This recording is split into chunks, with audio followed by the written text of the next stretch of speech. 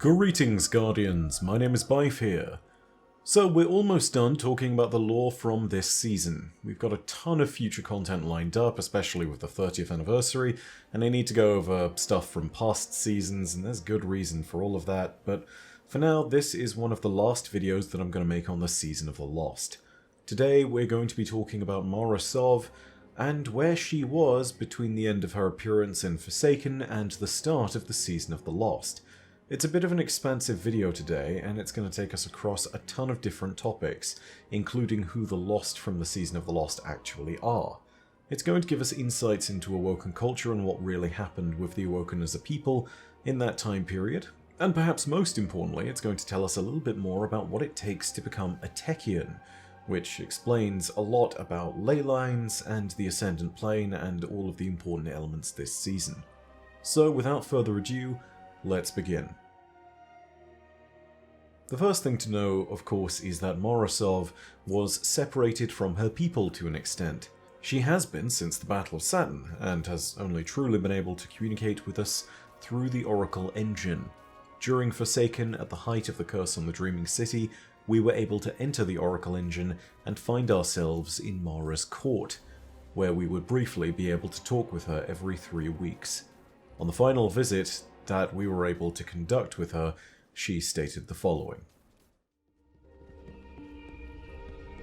When there is too much darkness in the universe, light must cast it away. And when there is too much light, darkness must drown it out. This truth is our burden. This is what it is to be awoken. I dreamt of a friend I will come to have. She will tell me a side should always be taken. Even if it's the wrong side, I think I should like her.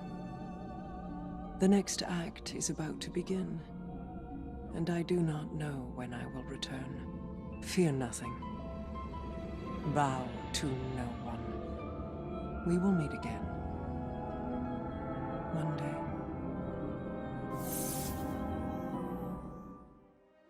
It appears that that time when we would see her again came with the Season of the Lost. But what was she doing in the time between? Well, I think part of that was revealed partly by the final cutscene of the Arga's Scepter quest. Take a listen to this key bit in particular. When the storm came, Riga and Aga rode the winds to meet it. A fleet of talons at their back. A great battle ensued. The storm took, as was its nature. Many fell, Aga among them. Riga could only watch as he tumbled down, down, down, until her heart beat alone. She dove into the storm, giving herself to destroy it. Riga's spirit ascended higher into the sky, where she hoped to reunite with her brother. Instead, she met the thing that sent the storm. A bottomless well of grief, unreachable by reasoning or bargaining or violence. A voice in the darkness. And so, Riga gathered her feathers into an aegis of wings to shield the world below. But over the years, feathers broke away. Futility wore thin her resolve. This cutscene is initially talking about Mara's sacrifice at the Battle of Saturn. However, after seeing the true threat of the darkness, I think Mara's reaction charts a very different time period. I think that Mara is demonstrating her actions while being away from the Awoken people through her analogy of Riga forming her Aegis wing, and that in her own way, she was out there in the storm of the Ascendant Plane, fighting for her people against the threat of darkness. This is where Mara is eventually found and where she returns from, but how we get to that point involved a lot of work on behalf of the Second Queen's Wrath, Regent Protector of the Reef, and knife-wielding warrior Petra Venj. You see, she was left battling the curse on the Dreaming City and its 3-week cycle over the last few years, and as a result she's been in a place of great pressure ever since. Battling the curse cycle is, however, not something that she did lying down. Petra had a plan in motion to recover the Queen and return her to her people. But to do so, she needed a very particular kind of force, one that's not necessarily martial in nature. She needed Techeuns. In order to train them, she would need to talk to Ilyn, who, as best I can tell, is the most senior amongst the ranks, as she holds the title of Tekken Coven Mother. Ilyn initially would resist Petra's request, but eventually the situation grew to one that Ilyn could not refute. Thus begins our story with the Pathfinder armor from the Season of the Lost, the first entry of which, from the helmet, reads as follows. Clear mind and strong will serve as guides through the ley lines. 1. New Coven. Petra stood at the bordering cliff's edge of the Devillian Mists, wrapped in a concealing vapor. Beside her, Ilyn, Tekken Coven Mother. A deluge of water spewed from deep within the stone below. Gentle tremors rippled through their bodies without notice. The pure sky above them tore like well-worn fabric as fronds of malignant taken growth crept into the dreaming city. They will be upon us soon. It was not enough to simply halt Oryx's advance, Petra said. She had spent months of conversation building the kindling to an idea in Ilyn's thoughts prior to the Battle of Saturn. A new coven, a new class of sister recruits. Now, with the Queen's flagship in ruins and the Coven missing several of its most skilled Techeuns, there was no longer the luxury of refusal. I can't hold the reef with Corsairs alone. I can't search for the Queen with looking glasses and a depleted armada. We need more Techeuns, Ilyn. You know I'm right. Ilyn shook her head. We are not weapons for the Queen's wrath to command. The Coven's reluctance to forge the next link in the chain of their lineage was a strong one. Since the formation of Eleusinia and the exploitation of Riven, the Elder Techeuns had grown protective of their arts. Techniques and texts were kept close. Despite all that, Petra knew Ilyn had always been listening to her words. She too had dreamt of the Harbinger's failure, of Oryx taking her sisters. We will snap shut the ley lines and seal the city, Ilyn concluded. No, Petra retorted. The Queen is lost and might still return. She turned to the Coven Mother. Of your 7, how many are still alive? Petra felt a mournful flame stoking behind Ilyn's visor. Precisely, Ilyn said. We haven't the strength. Then heed my requests. Petra waved away the mist between them. Train more sisters.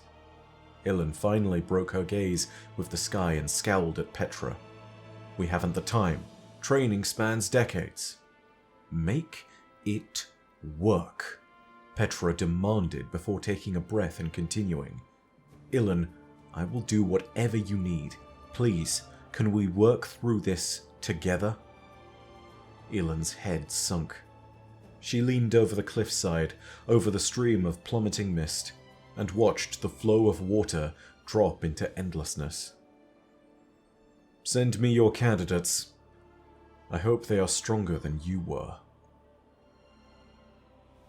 That last line may have been spoken in a little bit of a defeat, but it's definitely still a parting shot at Petra.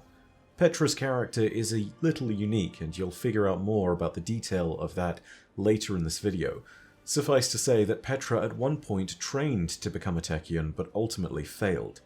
In the process of talking to one of the prospective recruits for the new coven, a young awoken known as Elia, that's again how I'm going to pronounce it, I'm not sure if that's correct, but hey, that's going to say it, she recounted some of that training experience that she'd had.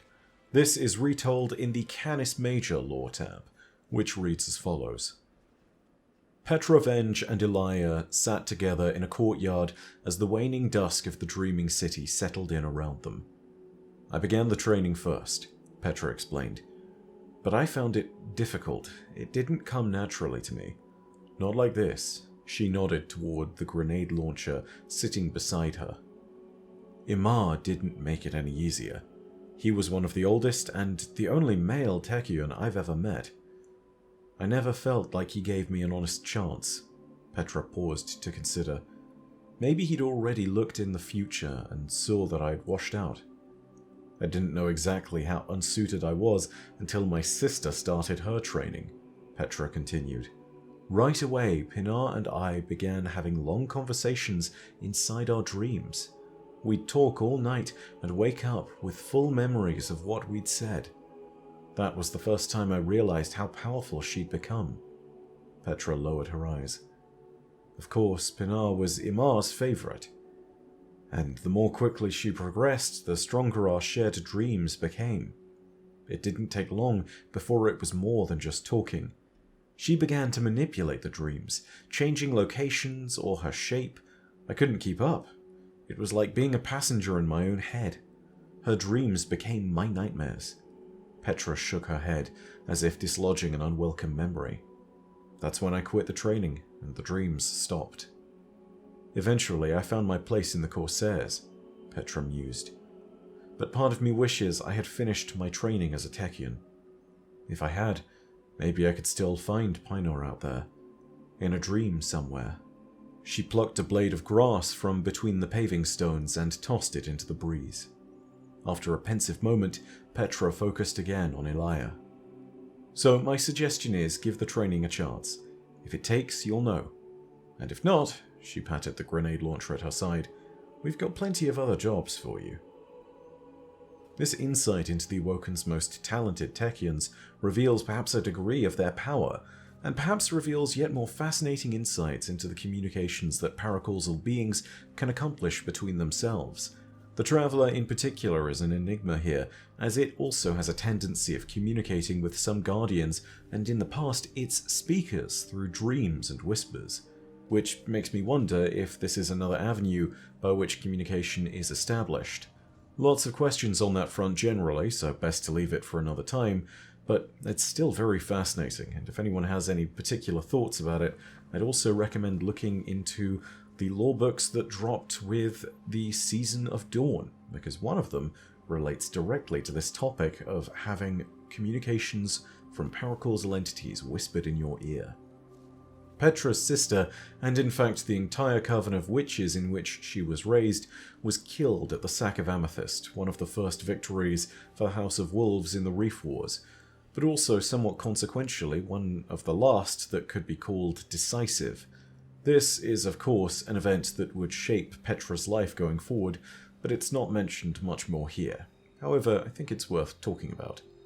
Elia would eventually make her way into the new coven of Techians that was being formed as per Petra's request, and she would be joining many other promising initiates. But the training would not be easy. There would be many challenges ahead of them. Some of these are demonstrated in the next part of our story, the arms armor of the Wayfinders set. And it reads as follows. Place your palms to the dirt and form the path you wish to walk. 2. Wayfinding. Elia placed her hands on the focusing crystal once more. It had been months since she had seen the stars. Her view every day was instead of the same stone chamber she shared with 12 others. It doubled as both training ground and lodging for the new core of Techians. The mustiness made Elia crave the open air of the dreaming city's skyward turrets. She imagined them piercing the sky like masts and drawing the clouds into sails. In her mind, the whole city sailed through the ascendant ocean, navigating the ley lines like currents. Elia placed herself there. A voyage, a turret crow's nest in search of distant land, ascendant anchors restraining cloud sail billows against the wind of her will. She tried to introduce that place to this one, to let them meet and exchange atmosphere. Make this real, she thought. But it was nothing more than thought. The concepts were familiar, but the execution was still foreign. Elia adjusted the crystal in her hands, as if the orientation mattered.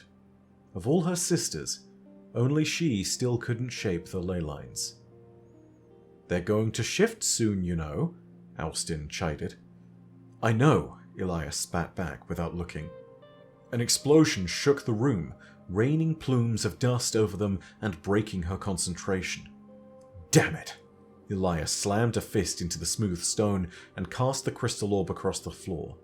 Why are we training in a war zone? Alston watched the crystal skip to the edge of the chamber.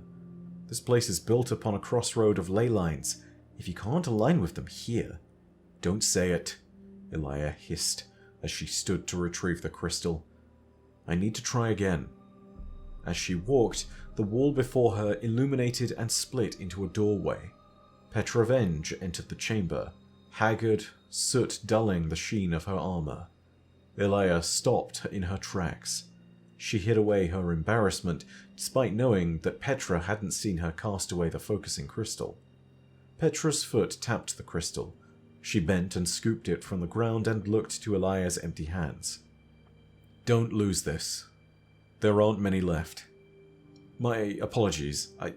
I need to try again. Petra scanned the faces of each of the 13 would-be Techeuns before her. The creases beneath their eyes drew deeper from stress and lack of sleep. I had trouble just the same. Let me show you. Eventually, through hard work and dedication, the 13 Techeuns would be ready to ascend into the Coven properly.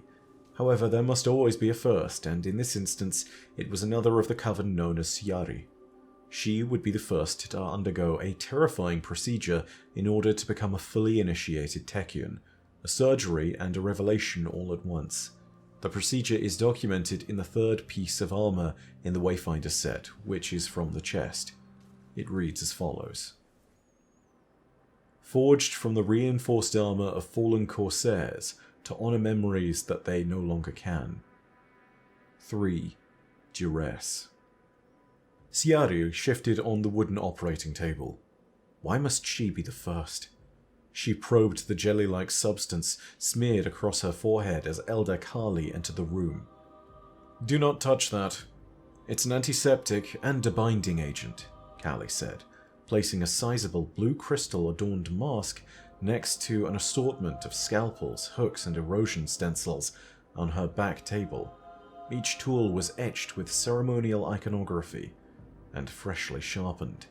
Normally it takes years to become an adept among our ranks, but the Queen's Wrath believes time is short.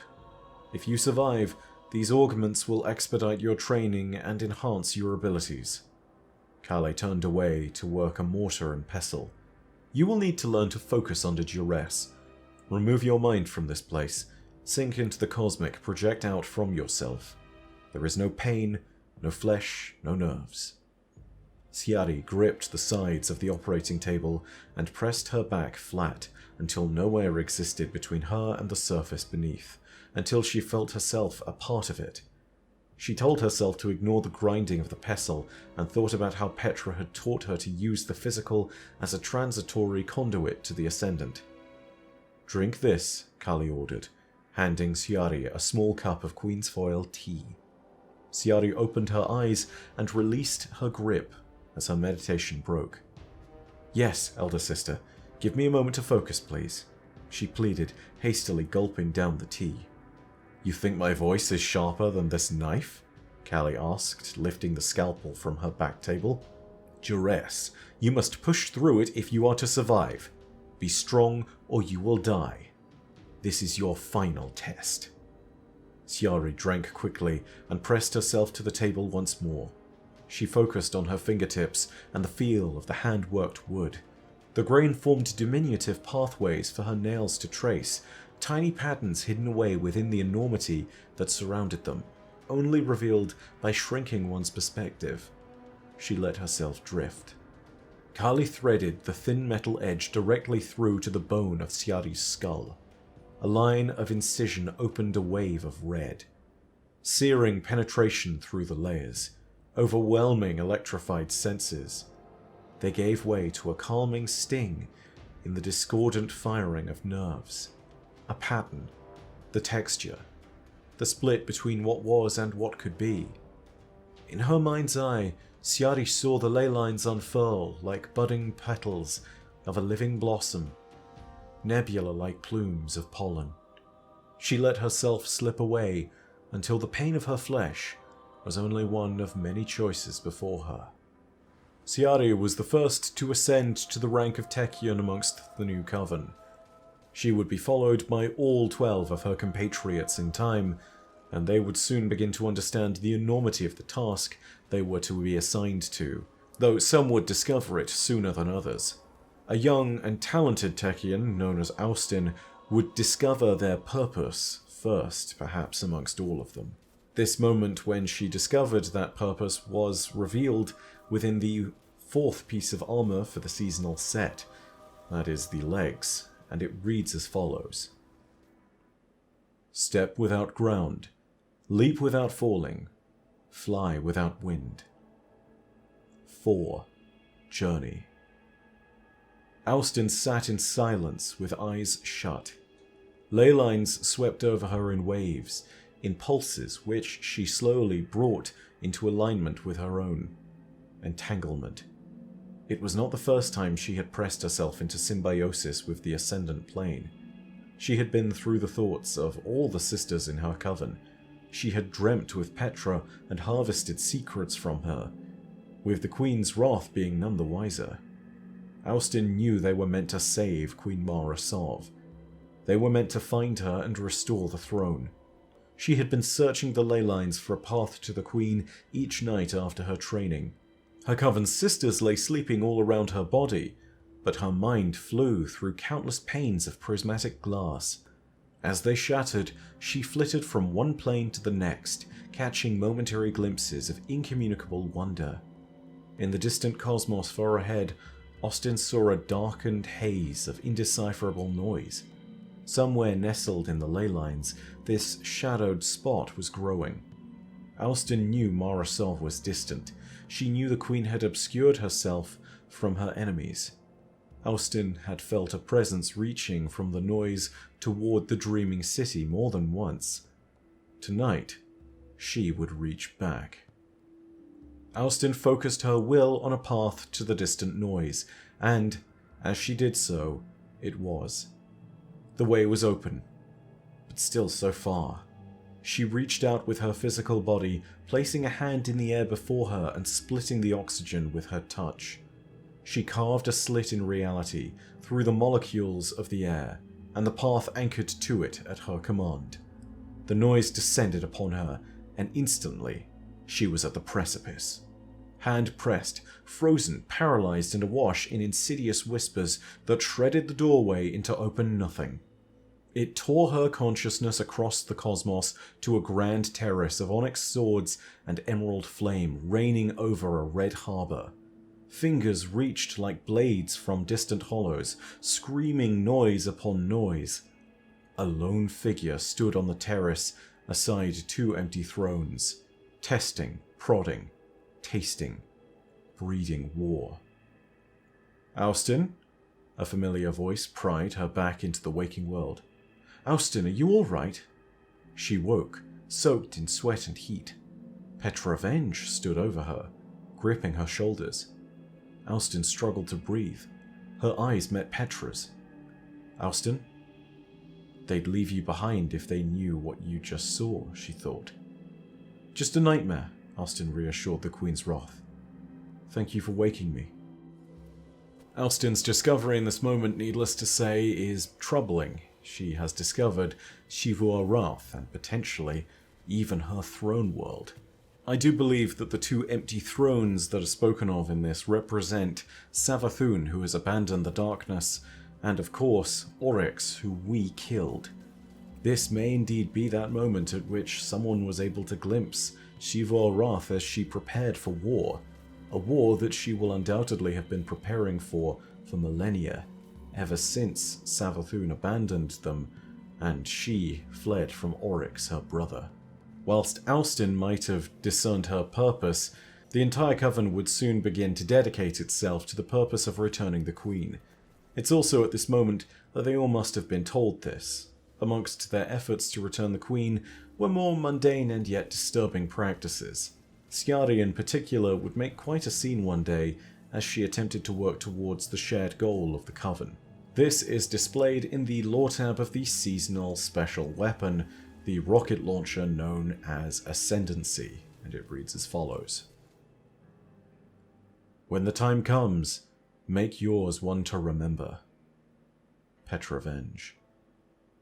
Petrovenge was hunched over her workbench, reassembling a rocket launcher, when an odor prompted her to raise her head. The acrid smell lurked just beneath the gun oil and textured rubber. It was familiar yet forbidding, like an uninvited memory. She followed her nose into the hallways of the dreaming city. As the scent grew stronger, she strode with increased urgency. She rounded a corner and spotted wisps of bitter smoke issuing from under the door to a long-disused workshop. Fearing yet another calamity, Petra burst into the room. There she discovered Ciari, seated cross-legged on the floor amidst a sprawling antique chemistry set. The new Techian turned to face her unexpected visitor. "I'm sorry," she said. "Was I being too loud?" Petra coughed and waved her hands frantically in front of her face. With the door open, the room began to clear. "Are you joking?" Petra fired back. "You're smoking out the whole city. What is that stink?" "Oh," the Techian replied distractedly. "I forgot. Apologies." Petra leaned forward to examine Ciari's face. The new Techian's pupils were shimmery and dilated, as if tiny nebula swirled inside her eyeballs. Suddenly, Petra realized what the smell was. "Are you trying to brew queensfoil?" Petra laughed. "I was," Ciari replied. "But I got lost." "You're lucky I came," Petra chided. "Too much of that stuff and you'll leave your mind in the ascendant plane." "We need to find the ley lines," Ciari said, as if suddenly recalling her original purpose. "We need to find Queen Mara." "You're right." Petra was suddenly somber. "We do. Queensfoil is a good idea. Keep at it. But next time," she cautioned, wrinkling her nose, "take it to the courtyard."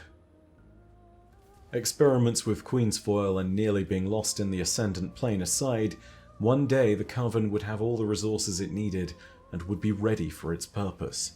They would take the steps into the beyond and would make their effort to rescue Queen Mara Sov from the ascendant plane where she hid. This is displayed in the class item for the seasonal armor set, and its lore tab reads as follows. A beacon, like a flare, burning a sphere of safety in the night. 5. Third String Witches. Petra watched Sadia preside over the 13 of the new Coven. A mixture of pride and fearful anxiety knotted her stomach, as if the interior of her skin was being tugged into her gut by warm sinew strings. She held the shape of her smile until they had taken their positions within the blind well. Alstin, Elia, and Ciari formed the core of the party, with the others interlinking in an exterior circle. They situated themselves at key points around the thrumming Wayfinder's compass that bent the air into wild chromatic slurries. The well awakened. They prepared their minds, slipped into meditation, communion and searching. 13 voices spoke as one, and then silence as the well dropped into prisms of glass beneath the novice Coven's feet. Not but a moment ago, they 13 stood within the blind well, hands and minds interlocked. Now they cascaded through a river of possibility, will and intention. It was not long before the connection was made. Queen Mara Sov's voice filled their thoughts, and they drew to it like gravity. The Coven sisters skipped between ley lines, ricocheting from time to place until they found themselves swirling in the whirlpool accretion of a brilliant Celestine goddess. Their queen. Not far beyond it, Alstin again saw the noise. She kept her eye upon it while each of the sisters reached out until the image of Mara Sov manifested and her words found footing in understanding. They focused their will upon her words, and before them a pale screen of fog and glass gave way to a distinct ley line beyond Sol. "You have done well, my Techians," said Mara, stepping from the nothing and into their presence. She placed her hand on the Wayfinder's compass. "Take me home." The Coven turned their minds back to the Dreaming City, to safety, to Petra. But as they began their return journey through the Ascendant Plane and across the ley lines, they felt the presence of another watching. At the edges of the accretion, a din of distorted noise pursued them. Mara glowered at Austin before turning and raising her palms. With a single word, the ley lines shattered behind them, sending a lance of energy through the heart of the noise as they sped away toward the Dreaming City. "I will not suffer a bloodied mongrel at my heels," whispered Mara. "Keep your focus. She will be back." Austin could feel the noise encircling them again, as it had done to her that night in her bed. It would suffocate them in this dream. Each time the Coven shifted ley lines, so too did the noise. She knew they could not escape it, and through her, so did her sisters. It descended upon them, and as it grew closer, the noise manifested into whispers. Austin's mind could think of nothing but one name: Xivu Arath. She could see the Dreaming City, but the image wasn't clear. The sharpness of the connection was darkening. Her sisters felt her worry. They did not have the strength to escape. Their minds aligned on an action. Austin grabbed the compass and placed it in Morozov's hand. "We will ensure your arrival." Each sister shifted her thoughts from the Dreaming City to her own corner of the Ascendant Plane, and with a burst of will, they scattered themselves across the ley lines. The noise halted momentarily and split in every direction to follow them. Queen Morozov crashed to her feet as she connected with the floor of the Blind Well. "My queen!" Petra looked to the quickly sealing rift from which she fell. "Where are the others?" Mara was recovered, and so the season of the lost would begin, as would Mara's dealings with Savathun, the Witch Queen, as would our quest to recover these lost Techeuns. But this would not be the exact end of our story. It would immediately continue after our first interaction, where it was revealed that Savathun had been indwelling within Osiris, and it would involve a conversation between Morozov and Petra Venj, who were at last together again so that they could plan as a team once more. The Regent of the Reef was excused from duty, and now she would be able to once again serve as Queen's Wrath alone, focusing on the tasks at hand. Petra pressed her hand to a tall ivory door. She could hear Morozov speaking to the Guardian as if the Awoken weren't in desperate need of assistance, as if the kingdom was standing and resplendent, the ley lines unpolluted by hive and taken rot, the throne yet to be despoiled. Her first year battling the curse loop had convinced Petra that she would be able to master this eventually. There was an answer, some sequence she had yet to uncover that would guide them through, but she'd plumbed every depth of her resources just to lose ground. Her queen was keenly aware of this fact, of their losses, of hers. Petra selected the most pertinent reports in her head as Mara ended her communique. "Enter, Petra." Mara's voice was clear and hummed in her head as she pushed the door open to a private meditation chamber. A Wayfinder's compass shimmered as it phased between planes in a controlled, binnacle sphere. "My queen," Petra said. "The reports can wait," Mara interrupted. "I've been surveying Xivu Arath's advance through the ascendant space that surrounds us, along with the records of your defense here." The Wayfinder's compass froze for a moment, focused on a specific discrepancy within the ley lines, a flaw. "I believe that without your stalwart determination, this city would have been lost long ago." Petra opened her mouth to speak, but could only manage an awkward grin of disbelief. Mara smirked and continued. "I was right to assign you this position. I want to express my gratitude for the sacrifices you've made." "Thank you, my queen." Petra swallowed her next words. She wanted to say, "I know it has not been easy." Mara plucked the words from her tongue. "You walked a difficult path to attain that which many said was unattainable. Such paths often exact tolls. There are no great victories, but to edge out defeat is often enough." "You have some experience in this, my queen." Mara's eyes flashed, sending tension through Petra's muscles for a moment before Mara let go a thin chuckle. Petra uncoiled, but her mind could not relax. She watched the revolutions of the compass. "I do. In this we are known to each other," Mara reassured. "The ones you lost were like sisters to you."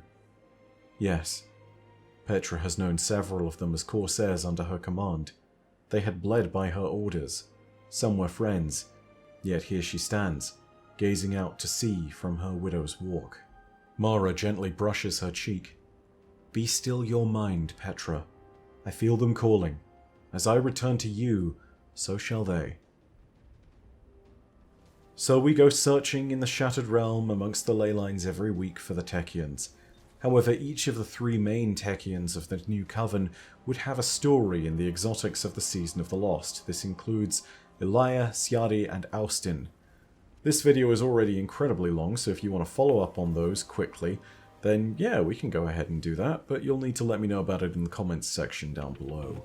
While you're there, let me know what you thought of this video, and if you enjoyed it, go ahead and leave a like. And if you want more Destiny content, including any future videos on Destiny lore, go ahead and hit subscribe, and the bell next to subscribe to turn on those email notifications.